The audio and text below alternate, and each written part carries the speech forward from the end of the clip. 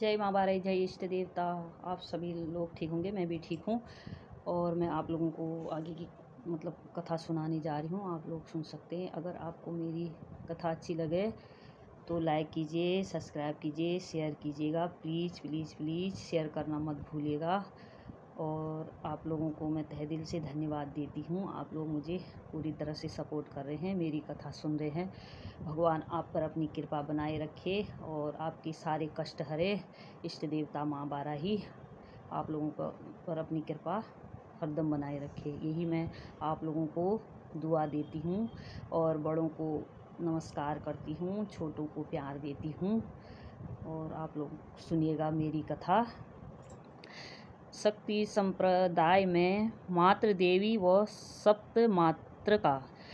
शक्ति उपासना में 8 देवताओं की शक्तियाँ मात्र शक्ति कहलाती हैं। मार्कंडेय पुराण के अनुसार रक्तवीर्य नामक राक्षस के संहार में माँ दुर्गा की सहायता हेतु देवताओं ने अपनी अपनी शक्तियों से देवियों का सृजन किया था। रक्तवीर्य एक ऐसा राक्षस था जिसके रक्त की हर बूंद धरती को छूते ही एक नया रक्तवीर्य राक्षस पैदा कर देता था। देवी महात्म्य भागवत पुराण तथा वामन पुराण में कहा गया है कि शुंभ और निशुंभ नामक 2 राक्षसों से प्राणियों की मुक्ति दिलाने हेतु देवी दुर्गा ने उनका सामना किया। देवगण इस युद्ध को देख रहे थे, इसीलिए उन्होंने अपनी अपनी शक्ति को देवी दुर्गा की सहायता हेतु रण क्षेत्र में भेजा। इन 7 मात्र शक्तियों ने काली व देवी के साथ मिलकर राक्षसों का संहार किया। इन मात्र शक्तियों को देवी की भांति पूजा जाता है। उनके 7 नाम हैं: ब्रह्मा की शक्ति ब्रह्माणी, शिव की शक्ति महेश्वरी, कार्तिक की शक्ति कौमारी, विष्णु की शक्ति वैष्णवी, विष्णु के वाराह अवतार की शक्ति वाराही, विष्णु के नरसिंह अवतार की शक्ति नरसिंही, इंद्र की शक्ति इंद्राणी है। 8वीं शक्ति देवी की अपनी शक्ति है, जिसे यहाँ चंडिका कहा गया है। कुछ विद्वानों की मान्यता है कि मातृकाओं को दुर्गा के विभिन्न स्वरूपों में विस्तार के रूप में देखा जाना उचित है। देवी महात्म्य में भी जिक्र मिलता है कि जब राक्षस निशुंभ ने दुर्गा को ललकारा कि वह अकेले उनका सामना करे, तो देवी ने सभी मातृकाओं को स्वयं में आत्मसात कर लिया तथा उन्होंने मातृकाओं को अपना ही स्वरूप विस्तार बताया। वामन पुराण में तो स्थिति और साफ कर दी गई है कि मातृकाओं की उपस्थिति दुर्गा के शरीर के विभिन्न अंगों से हुई, जिनका विभिन्न देवताओं के अनुसार नामकरण कर दिया गया। दुर्गा सप्तशती में देवी के 108 नाम दिए हैं, जिनमें एक नाम वाराही भी है। नवदुर्गा में शैलपुत्री, ब्रह्मचारिणी, चंद्रघंटा, कूष्मांडा, स्कंदमाता, कात्यायनी, कालरात्रि, सिद्धिदात्री और महागौरा देवी के 9 स्वरूप बताए गए हैं, जिनकी नवरात्रियों में अलग अलग दिन पूजा होती है। इनमें कालरात्रि वाराही का ही भी एक नाम है। उपरोक्त से भिन्न मत्स्य पुराण में मातृकाओं की उपस्थिति भगवान शिव से बताई गई है। मार्कंडेय पुराण से दुर्गा को प्रत्येक मातृ देवी के नाम से संबोधित किया गया है। महिषासुर वध में तो दुर्गा ने वाराही रूप धारण किया था, अर्थात दुर्गा मूल प्राकृतिक है और वाराही उसका एक स्वरूप है। कुछ ग्रंथों में तो दुर्गा को विष्णु से उत्पन्न वैष्णवी शक्ति भी माना है। पुराणों में मातृकाओं में ब्रह्मांड की व्यवस्था में दखल देने वाले राक्षसों के विनाश हेतु देवी के सहायक के रूप में दिखाया गया है। चूँकि वे राक्षसों से निपटती हैं, इसीलिए उनको यदाकदा हिंसक या भयावह राक्षसी रूप भी धारण करना पड़ता है, जिनका वर्णन कई जगहों में मिलता है। यह भी कहा गया है कि इन मात्र शक्तियों को निमंत्रण की आवश्यकता भी होती है, जो कार्य शिव अपने भैरव रूप से करते हैं। वाराह पुराण में मातृकाओं को अशुभ भावनाओं से जोड़ा गया है। योगेश्वरी कामुकता की महेश्वरी, क्रोध की वैष्णवी, लोभ की कौमारी, आसक्ति की ब्रह्माणी, घमंड की यंद्री चिंता की, चामुंडा वचन की तथा वाराही ईर्ष्या की प्रतीक है, अर्थात वे इन दुर्गुणों के नाशक हैं। तथापि वराह पुराण में मातृकाओं को सुंदर स्वरूप वाली बताया है। वराह पुराण में वाराही को आयु की रक्षक, यश, कीर्ति व मनोवांछित फल प्रदान करने उपनिषद में इस मुक्ति हेतु त्याग व ज्ञान को आवश्यक माना है। केवल योग से ही अमृतत्व प्राप्त हो सकता है।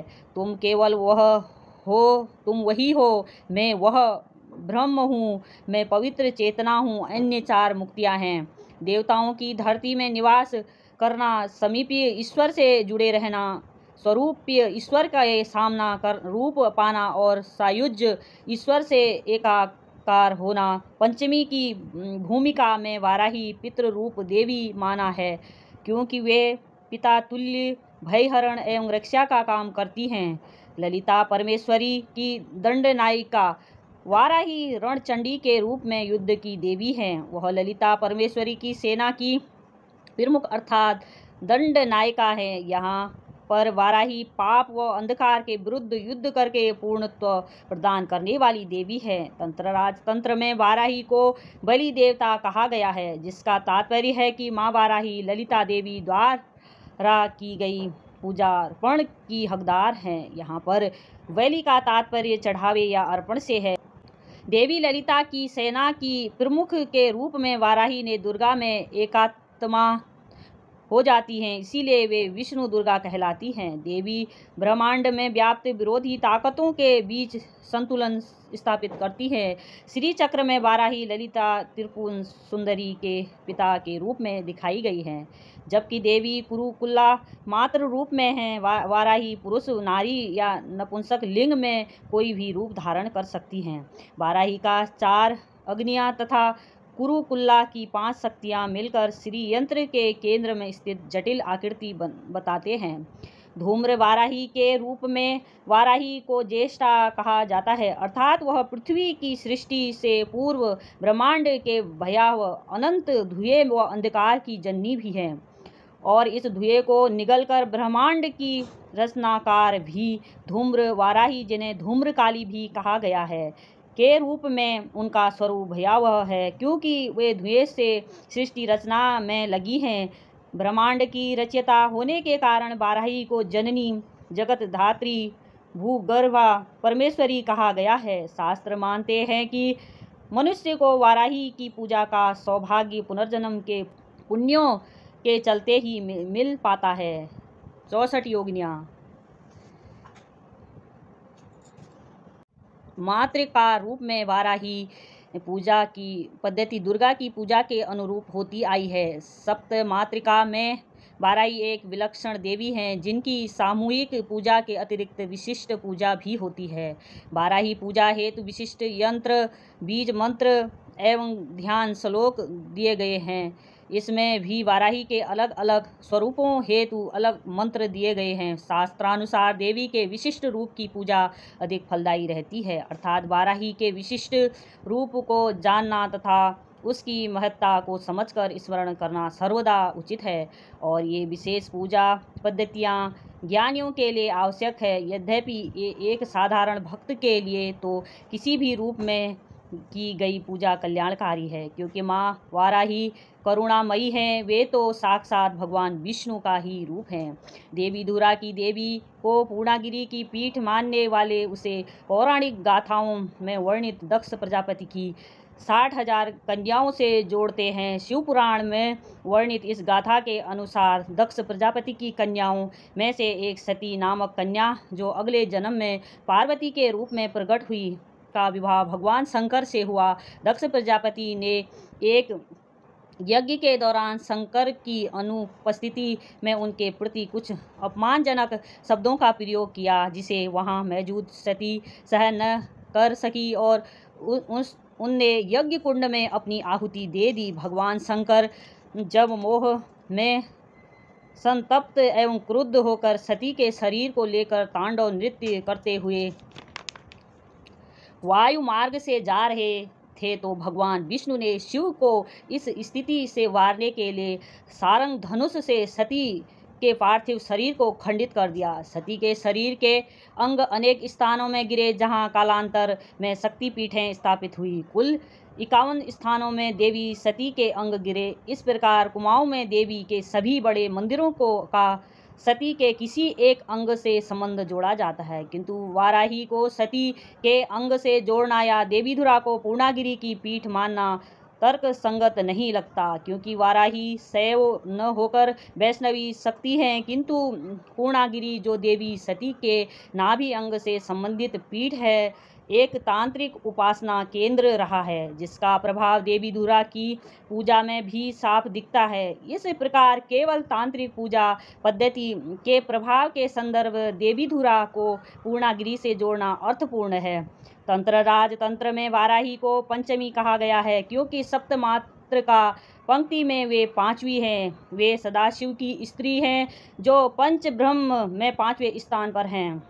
ब्रह्मा, गोविंद, रुद्र, ईश्वर, सदाशिव क्रमशः सृष्टि की रचना, रक्षा, विनाश, विलय एवं पुनर्रचना का कार्य निभाते हैं। वाराही एक ऐसी देवी है जो पांचवी और अंतिम मुक्ति प्रदान करती हैं, जिसे कैवल्य कहते हैं। कैवल्य केवल शब्द से बना है, जिसका तात्पर्य है एक तत्व की स्थिति पाना, अर्थात जन्म व मरण के चक्र से मुक्ति पाकर अमरत्व प्रदान करना और ब्रह्म में या विलीन हो जाना। अर्थवेद के कैवल्य